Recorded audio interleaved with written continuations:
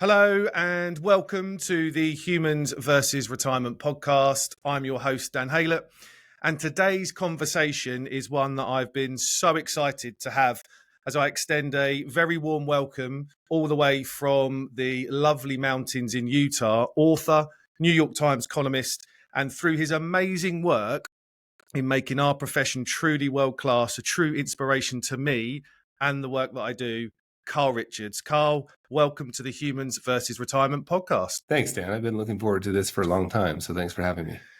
Yeah, can't wait. Since we booked it in, it's been something I've been hugely looking forward to.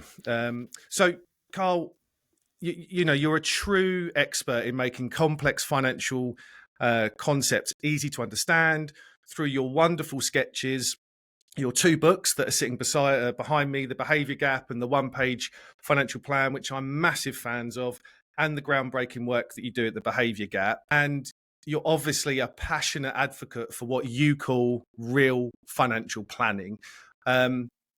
Before we kind of dive into all these things, I'd really love for you just to spend a brief moment telling the listeners how you've ended up where you are today, because I think it's a really fascinating story. Yeah, I mean, first of all, thank you. Yeah, I think it's so it's always tempting to, when you look back on the past, to make up a really clever story that sounds like there was some grand plan, and you hear this all the time. That's what humans do. But I've tried to be really careful about the fact that there was no grand plan, right? And I've worked really hard to get comfortable with the idea that there was a bunch of uncertainty. There was frankly a bunch of luck.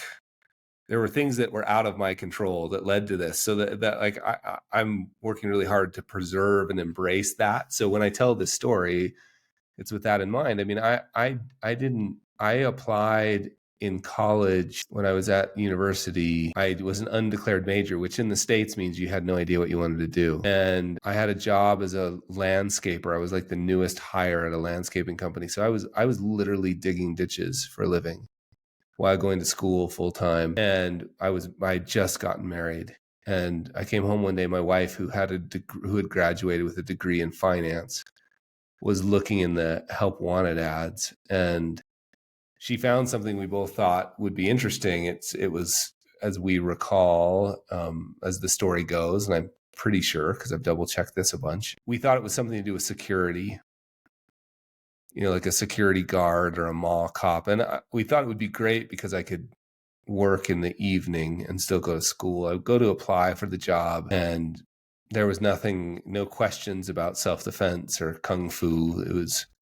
It turns out the ad said securities, not security, but I didn't really know the difference. But somehow I got the job anyway. And obviously that tells you about the applicant pool, but I got the job anyway. That ended me up at a big national call center for Fidelity Investments, which is one of the largest, investment firms in the world, really, answering phone calls. And, I remember when I got the job and realized I wasn't a security guard and I was trying to make sense of it. I remember thinking like, oh, it appears that this is a math job, because I didn't know much about investing or money or anything at the time. In fact, I knew nothing, because you certainly don't learn any of that in school. And so I thought, this appears like a math job.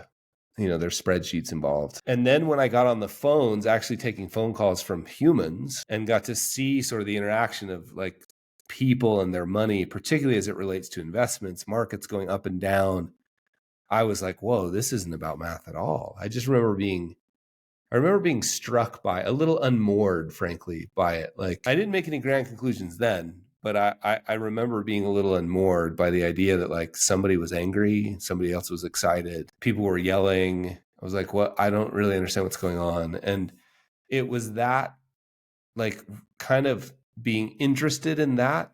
And again, I'm trying to be careful here not to create a narrative of like, I understood. I didn't understand anything. All I understood was like something interesting is going on here. And that was kind of my first experience with money being not about math and calculators, and it being more about feelings, fear and greed, hopes and dreams. And so I got into the industry by accident. But it was that experience that has kept me interested ever since. I mean, that's 27, 25, 26 years ago.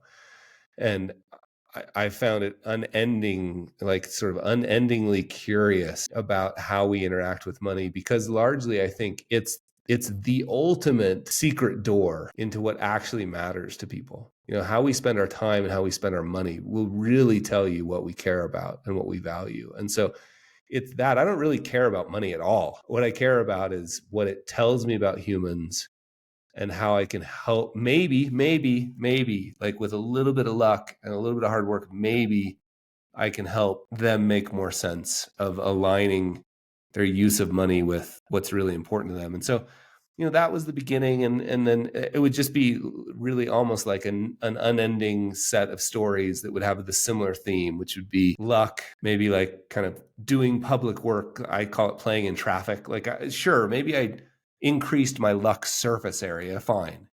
But then there were still really lucky breaks that happened. You know, ended up at a big newspaper writing a weekly column for them for 10 years, a couple books published. Each one of those steps had similar stories. Like, I just decided to answer the phone on a Friday. You know, like what if I hadn't answered the phone? It's fine. So that's the story. But again, maybe the linking thread is humans and their money are really curious creatures, and the more we can make sense of that, the better. And there's a real lack, and I'm super curious to talk to you a bit about this, because it's really interesting in the UK. I mean, we lived in the UK for a year after spending 4.5 years in New Zealand, and we lived in London, and it's very interesting to see the role that money plays in society there, how we think about it, how it's just like every other place in the world and different. You know, it's super interesting because it says a lot about what we value. And I think it's pretty pronounced, actually, in London specifically. It's pretty pronounced about what you can learn about what we value. So anyway, that's the story. Hopefully that's not too long. Amazing. And I think we'll come back to a few things that you said there, but the lesson of kind of moving forward, not knowing what's in front of you, but kind of creating opportunities. And, you know, the plan is wrong the moment it's created. And I think that has huge amounts of consequences for people entering into a retirement, so to speak. It's, you know, you have to kind of create your own vision that you then work towards and have the opportunity to grasp opportunities as you move through life, right? I think it's a great story. Yeah. Well, thanks. So look, Carl, this show is about the emotional, behavioral and financial battles that humans have with retirement. And, you know, with that, I am super curious to understand what you believe are the main challenges that we as humans face when it comes to this man-made invention we've come to label as retirement. Yeah, I mean, listen, let's just start with the idea that it's just a silly idea for humans. Now, there's one big caveat.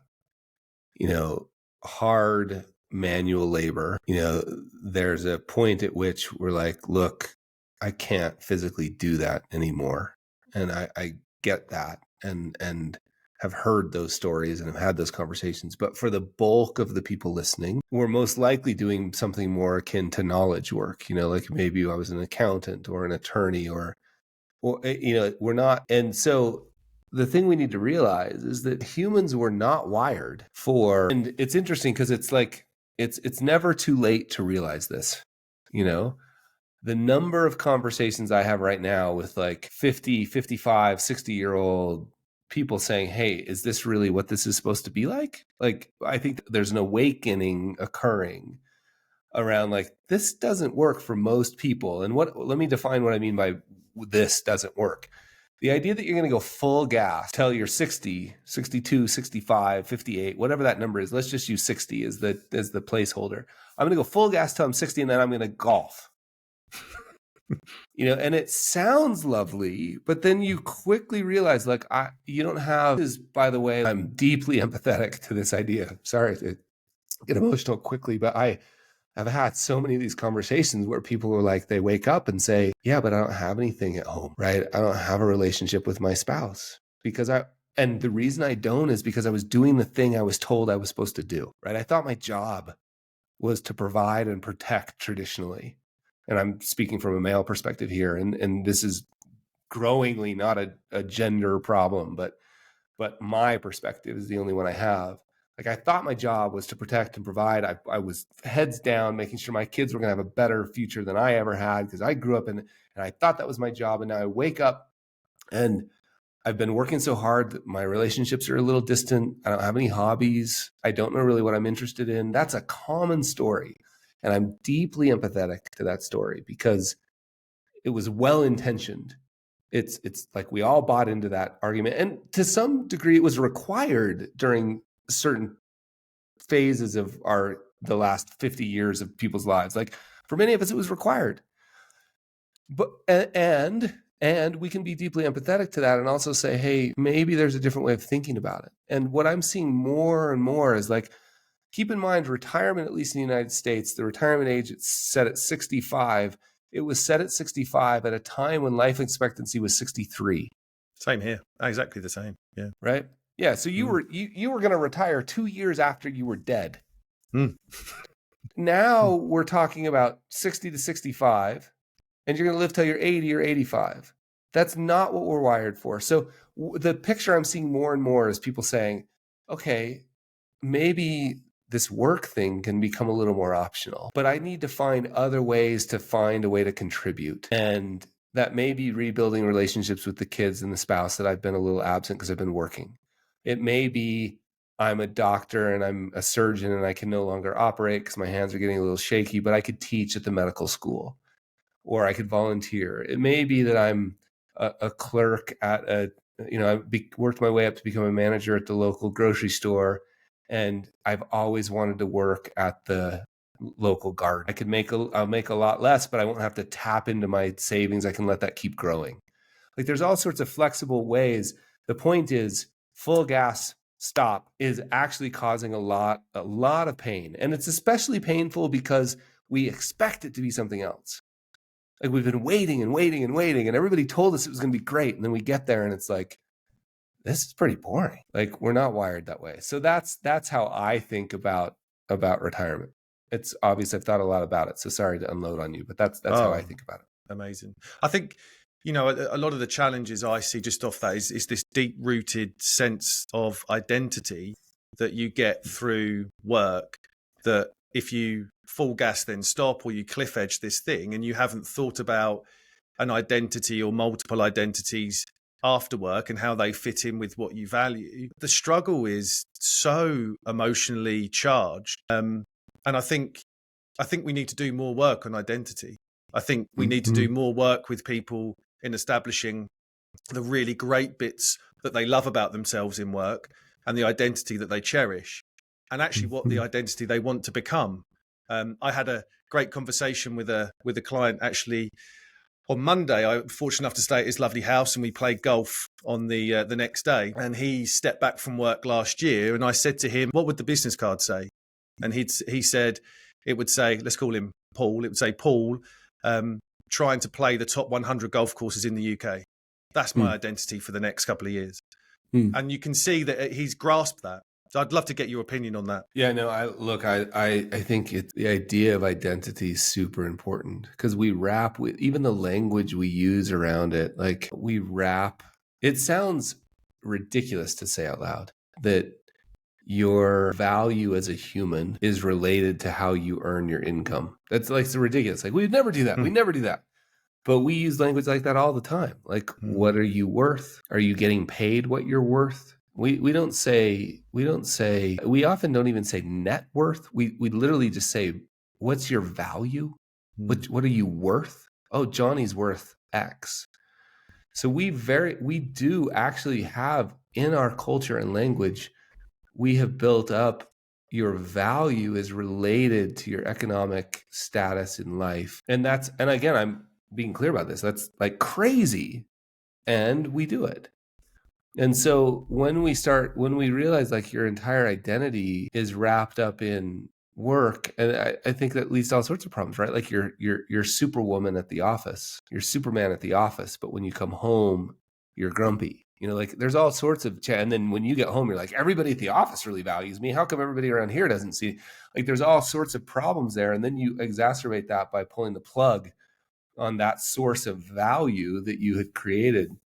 And so Like, what's the solution to that? I mean, the solution to that is just to start asking these questions. They're very uncomfortable. I mean, it's really uncomfortable to admit that, like, hey, maybe this thing I built my whole life. You know, there's this old Stephen Covey quote, and I'm paraphrasing, but Covey said something like, the last thing you'd want to do is spend your whole life climbing a ladder only to find out it's leaning against the wrong wall. And sometimes you wake up at 55, 60, 65 and realize maybe that might have been against the wrong wall. And I can feel a little bad about that. But now I can say to myself, where do I find my value? What could I find that's interesting? Is contribution important? Hey, I love the idea of I'm going to play the top 100 golf course. I've got a buddy that's way into birding right now, like bird watching, and he collects the birds he's seen, and he competes with other people. He goes out every morning with his 72-year-old buddy. Two 70-year-olds every morning looking for birds. They're so passionate about it.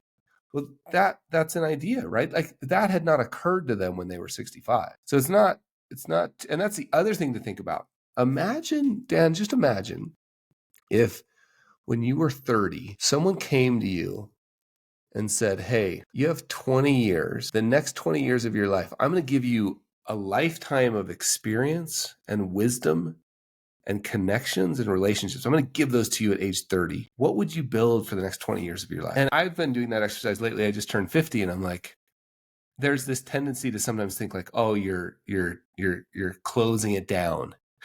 You know, you're on the tail end. And I was like, well, no, wait. I actually had a conversation with a guy who's 95, who's starting his first venture capital firm.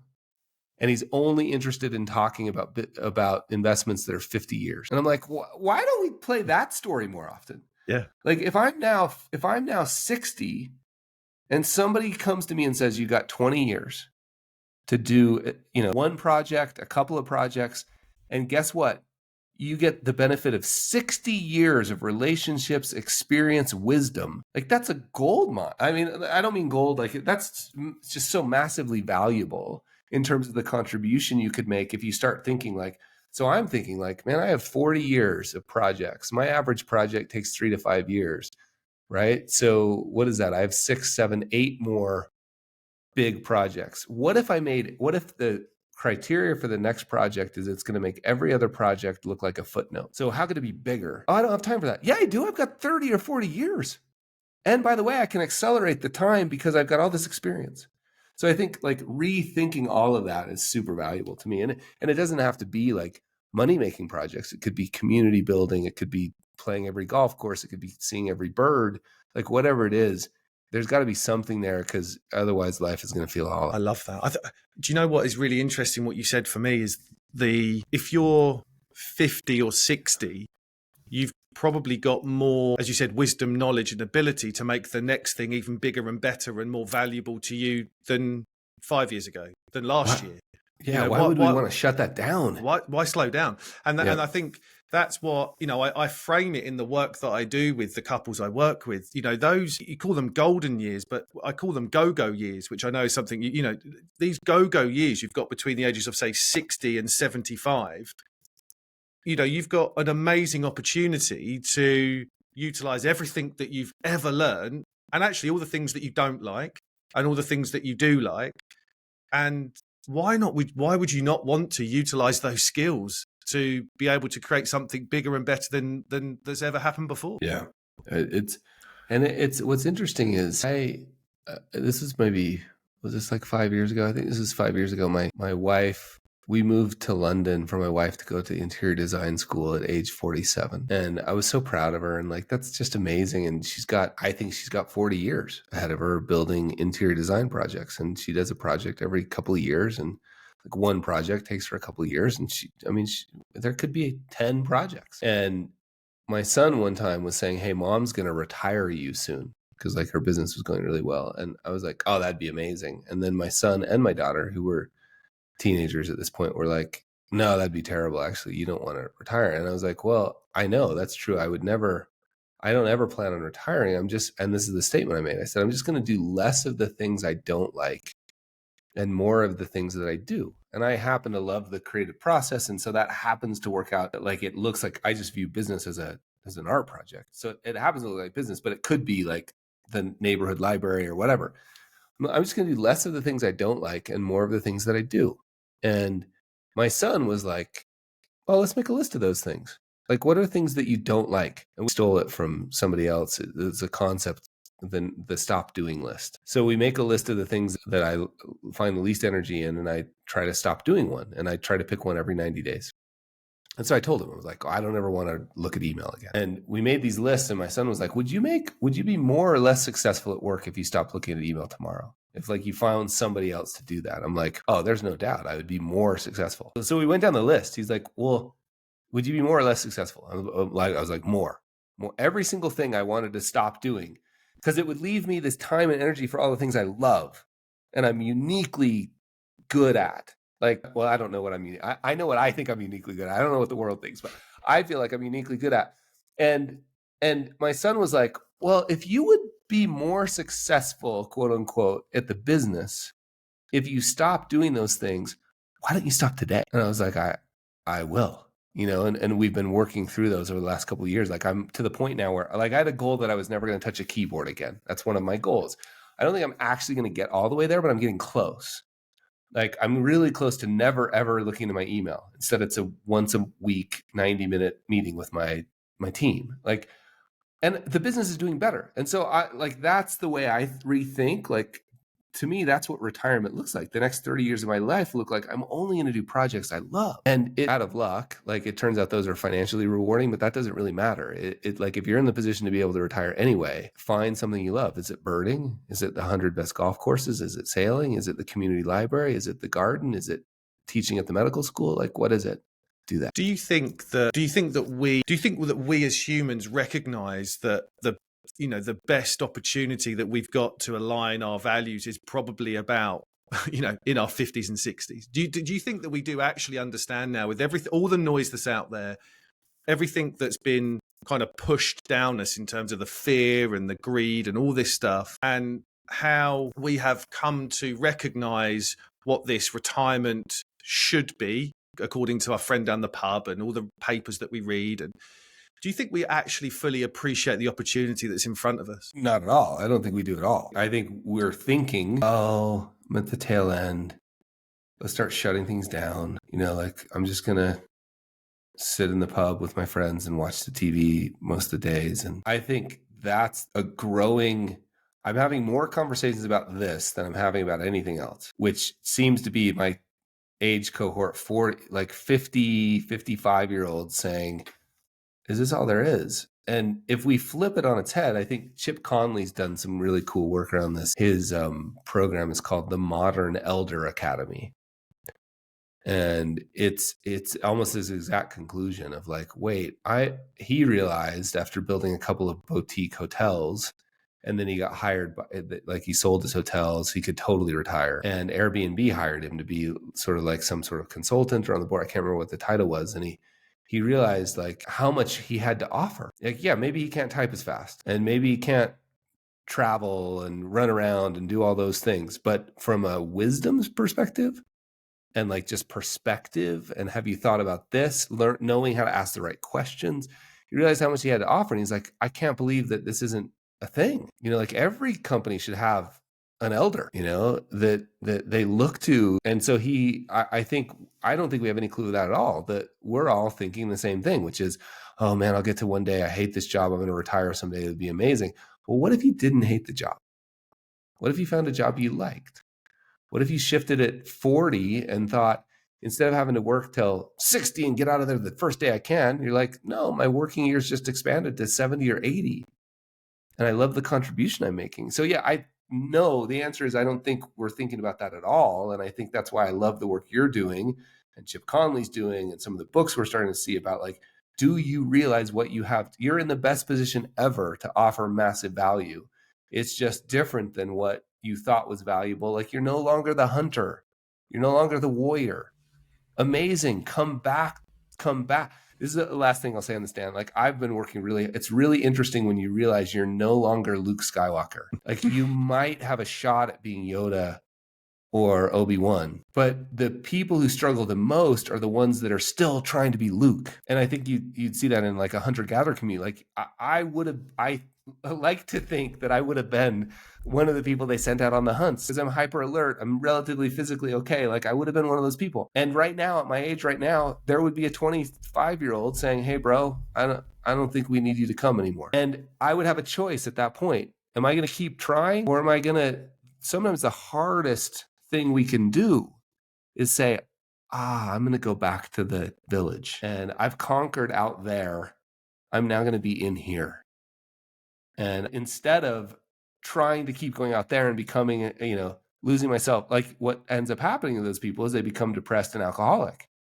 If you're still trying to be Luke, but if instead you can say, hey, I got all this wisdom, all this experience, where could it be used? How could I be valuable with it? To me, that's the narrative I want to see change. Yeah, and I think that's the work that I want to put out there. That's the reason for kind of launching this podcast. I think it's, you said really early on, 15 minutes or so ago, that you realized very early in your career at Fidelity that this is not a maths problem. This is a human problem.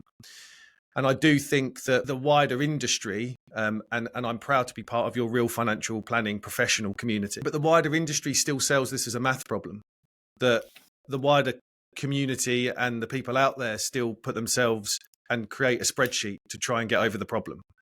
And it's not a spreadsheet problem. It's not a maths problem. This is a human problem. This is more work done with people to explore fears, anxieties, as you said, dreams, aspirations, and to help them have those conversations. I mean, I've had conversations with couples that have been married for 30 plus years, and you don't even have to dig that deep in general to get them to a point where they're having a conversation they've never had before about money. Yeah. Because it's such a taboo subject. And some of the looks, you get one look round to the other and go, well, why have you never told me that before? And they go, well, you've never asked me the question before, or we've never had the opportunity to talk to someone independently about this before.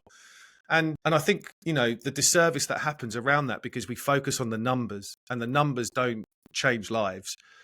It's the ability to use those numbers that helps you change the life. And you've done a lot of, you've wrote a lot about that and sketched a lot about that as well. Yeah, it's fascinating. And it's not, again, it's like, I'm deeply empathetic to that idea that you can be having a conversation with a couple who have been together for 20, 30, 40 years. And I remember this experience. It was with this couple named Darren and Allison, and we were having this conversation, and they had been married a while, and we were talking about money and meaning and the purpose and why and what would you like to do. And Allison said, I love to travel. I'd really like to travel more. And I am not kidding, Dan. Darren fell off of his chair and was like, got back up and was like, what? You've never said that. And she was like, oh yeah, I have. Maybe I've never heard it, but and she's like, no, I love to travel. I just thought that you were so busy, you didn't like it. It was like years and years and years of marriage. And I have deep empathy for that. I've had this experience with my wife, so I understand it. But the reason that happens is we've never been taught to talk about money. We've only been taught to talk around it. And the reason we stop talking about money most of the time is because we don't have the skill. I know I don't. And when we go to talk about it, if we were taught anything, we were taught it was going to be 1 + 1 always equals 2. It's going to be a rational, it's a math problem, for heaven's sakes. Of course it's going to, why would it be emotional? And then we go to do it, and it's like touching an electric fence that we didn't know was electric.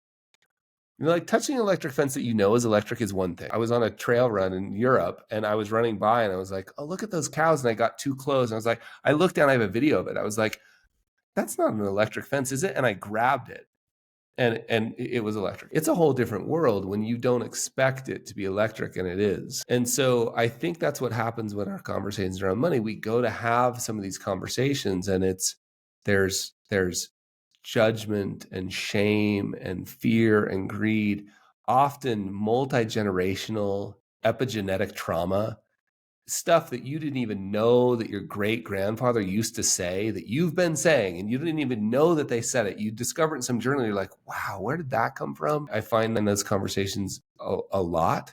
And so if I think, to me, if there was a solution to that problem, it's going into these conversations expecting it Like, what if your listeners just asked a question? I realized I've been asking this question for maybe 15 years pretty regularly. And I realized the other day that I had never asked my own wife. So I went home and did it. What if you just asked, like, hey, what's your first memory of money? And then there's a bunch of follow-ups like, what was it like growing up in your, like, what was money like? Do you ever remember conversations? I've been asking a question lately, like, I just had this conversation with somebody in the UK actually for a podcast I'm working on, Ruth. And I asked Ruth if she remembered if she had any recollection of what social class she was in primary school or any of the younger grades. And it was just an amazing conversation. I'd never asked my own wife. So I went home and asked her. It's fascinating. Like, then I started asking my kids, like, what's your first memory of money? So that's the kind of thing I think we could tiptoe in on, having those sorts of conversations with our own spouses and partners, and go into it well-resourced. Like, late at night, it's not a great idea. Rough day at work, like, well-resourced. I even suggest doing it someplace that you don't. I always talk about it as like a semi-decent cafe, like, not your favorite one. Go someplace that, like, it's okay to have the money talk there.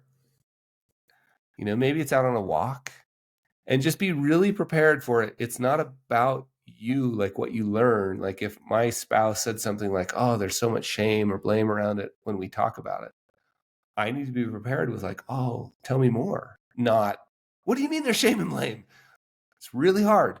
So you have to go into it expecting it to be that kind of conversation, not something that fits in a spreadsheet. And I think that develops an understanding of where each other has been and where you want to get to and what the blockages are. And I've had that, I think, bar none, every challenge I've had with people spending money on both sides of it, whether they're not spending enough or they're spending too much, is deep rooted in something that happened with their parents or their grandparents, or something they experienced when they were younger.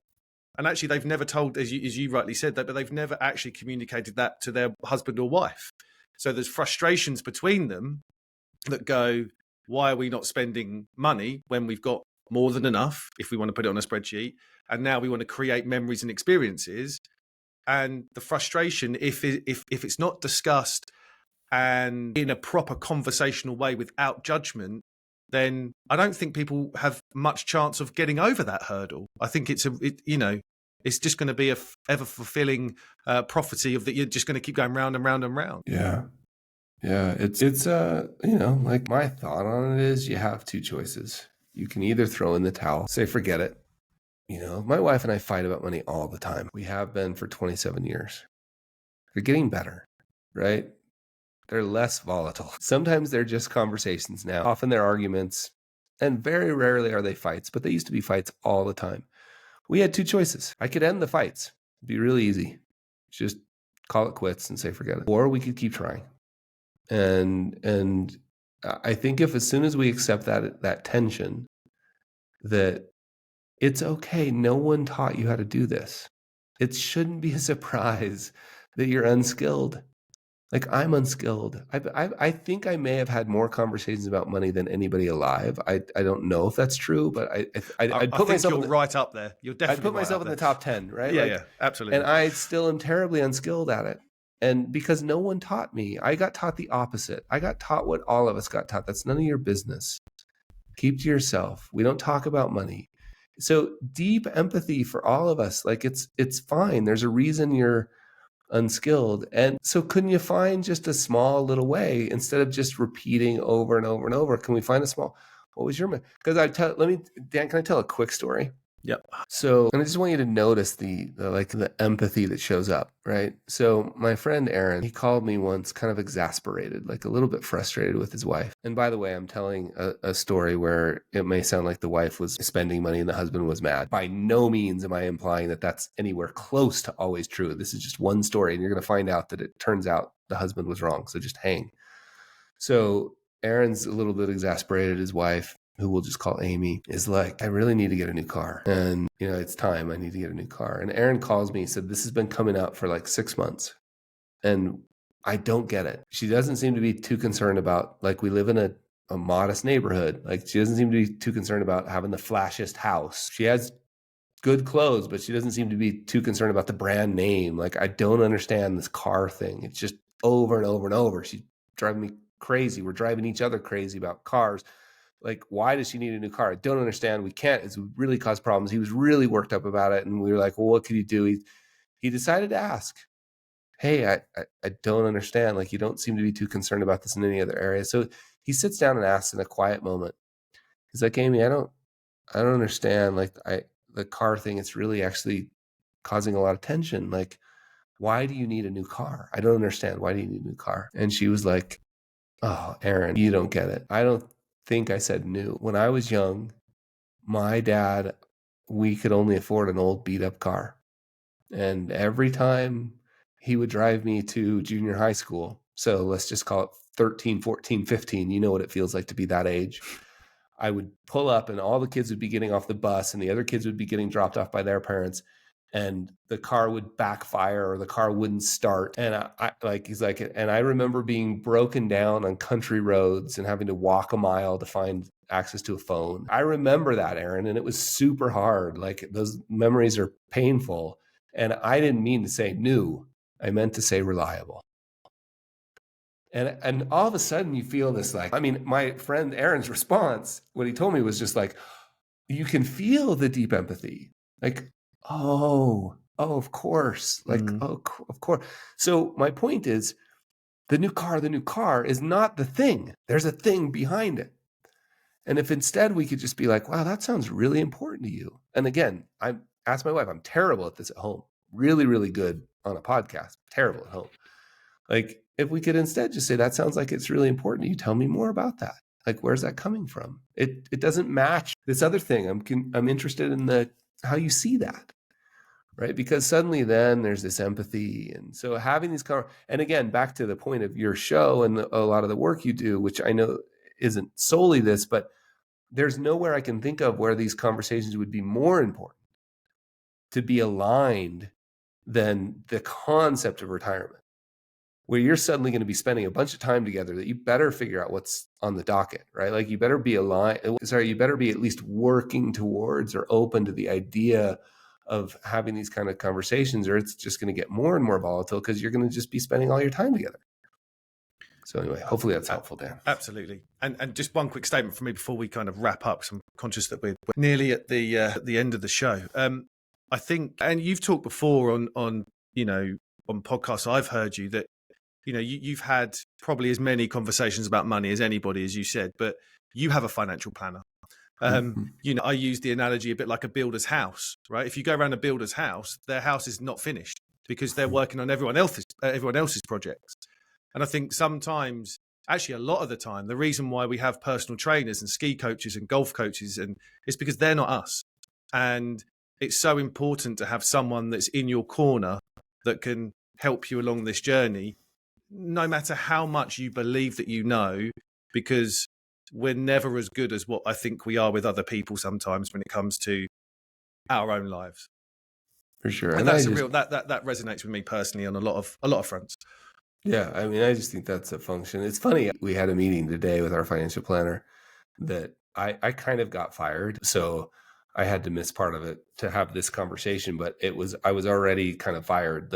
My financial planner and my wife said, hey, we don't really need you at every one of these meetings. Could you please, we'll just tell you what we decide, which I was so thrilled because that was one of the goals of mine. Like, I don't want to know anything about this. Just let me do my projects. So anyway, yeah. But the point of the financial planner thing is, here's the truth of the matter. You don't hire a financial planner because you're stupid, right? You don't hire a financial planner because you couldn't do it on your own. You hire a financial planner because we have blind spots. And this is the most profound thing you'll hear all day. That's a joke. But by definition, you can't see your own. Like, that's a blind spot is something you cannot see. And I'd be really bummed if I had broccoli between my teeth on a day and nobody told me. I was going to talk to a bunch of people. I was going to give a talk somewhere. I was going to be on a podcast and the video was going to be used. And there's a big piece of green broccoli and nobody ever told me. But so I like having people around that will say, hey, I'm not and sometimes it's a punch in the face and sometimes it's an empathetic hug. And I got to be prepared for both. But sometimes it's like, hey, bro, I'm not sure you know this, but the way you handle that It's not good. Hey, you guys told me that your most important thing is travel together, and yet you're spending all this money on this, like this isn't matching up. Would it be okay if we talk about it? I love it when somebody says to me, like, hey, you might fire me for the advice I'm about to give you, but you should definitely fire me if I don't. Like, that's why I hire planners, to tell me the kind of stuff that I might be mad about until I have a minute to cool off. But it's the inconsistent behavior that they see. It's inconsistent. I said this is what I valued. I'm doing this. There's an inconsistency there. Who do you have in your life that dares go into that space? Like, there's a strong disincentive to not go in that space. Like, your kids aren't, a good friend, maybe, your spouse, maybe on a good day, but have you ever tried it? Like, it doesn't go very well. No. So that's why we have. Amazing. So, Carl, as we wrap up, I've got 3 questions that I want us to very briefly go through over the next 3-4 minutes, if that's good for you. You've already semi-answered this, but what will Carl Richards' retirement look like? Yeah, it'll be a series of projects, creative projects that are optimized for the impact they'll have. And I'll just, with big chunks of open space in between them, which is basically, it'll look like the last 10 years. The next 20 or 30 years will look like the last 10 years, only hopefully bigger in terms of impact. Fantastic. More time in the mountains thinking about that, right? Yeah, time in the mountains thinking about it, in the studio doing it. So, and I want to wind you back to your days being a financial planner. But for the listeners, so if I'm sitting across the desk from you, I'm 55, I've established that I've got enough money for the retirement that myself and my wife desire. What would be your number one tip for a happy, healthy, and wealthy retirement? Find a way to continue contributing, however that looks. Yeah, sounds easy, but yeah. There you go. And so let's just break that down super fast. Like, how do you do that? Because I get asked that question all the time. Like, I don't have anything. I mean, of course, if I had something, I would do it. Well, you guess, right? Like, go look at what you read when nobody else is around. Like, what magazines do you subscribe to? Are you just super into rugby? Is there a local club that you could volunteer at? Is there just guess. And then once you guess, all you do is you just go try it. And what you do is you try it is you actively look for, I think this is a good idea, and then actively look for disconfirming evidence. I like the model of, like, just have a strong opinion, loosely held. So you feel like you're all in, but there's an asterisk that's like, as soon as if there's any, so because you don't know, like, oh, I want to sail around the world. Well, Dan, have you ever been on a sailboat? Okay, maybe go on a sailboat first. I'd love to cook more. Hey, I'd love to start a restaurant. Invite 8 friends over and cook for them. You don't even have to say, I'm starting a restaurant, just invite. So just small little micro actions. You're just placing little bets. That's the way I think about it, like little bets. And then as you feel like, whoa, that felt great. I love that. And you can go more in and more in and more in. And then you wake up one day and you're like sailing around the world, if that's what the thing is. Or you've opened the restaurant, or you're having a monthly dinner at your house, or you're the head of the local rugby club and you're making a massive impact on all the youth and everybody involved in the club. So just guess. Nobody else knows either. And then I find that instead of analyzing and researching, go act. Like, physically do something, because new information will show up in the act that you couldn't get by researching. You just won't be able to get it. So go act, and then see what you learn from act, and then adjust. Micro actions, isn't it? You've talked a lot about that, which is just little micro step actions. by step. They're micro scary. Yeah. Just go try one. Yeah. So, Carl, lastly, you have been on many podcasts. I'm a big fan of your work with Michael Kitces, and obviously your work in general. You've been on many stages, giving amazing talks. You've done interviews across the world. What's the one question you've never been asked but you wish you had? That's a really good question. I don't know. I mean, maybe this is taking the easy way out, but I was on a podcast with Jess Boss, who really, like, I love it anytime. So the question that I always wanted to be asked that very rarely do people ask, and that's this, like, why? Let's get a little deeper. Like, why was that important? What is it about the work that you do that you really care about? Like, trying to get down there. And many of the questions you've asked, like, these are all largely, like, deeper questions. What I can't stand, Dan, is like, what do you think of the market today?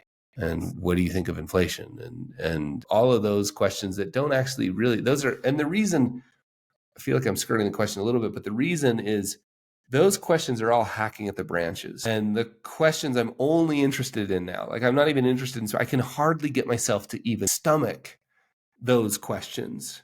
Which app should I use? How should I invest my money to be on? I mean, look, important, but they actually don't matter they're important and they don't matter at all if we don't get the root problems solved. And what you've spent the time today talking about are the root problems. Why does it matter? What do you value? How do you deal with it? How do you talk about it? Those are the only thing I really want to talk about. So luckily for me, more people are asking those questions these days. Carl, that is an amazing place to finish. And I really want to thank you for taking your time out of your busy diary to share your wisdom and knowledge with myself and the listeners today. So thank you so much for that. Links to all of Carl's work and the books and the sketches and everything will be available on the show notes. So Carl, thank you so much for this. Cheers, Dan. Thank you. And please keep doing the work you're doing. It's super important. Appreciate that. So, and thank you for listening to the Humans versus Retirement podcast. It's been an absolute pleasure to have you with me today. Until next time, take care.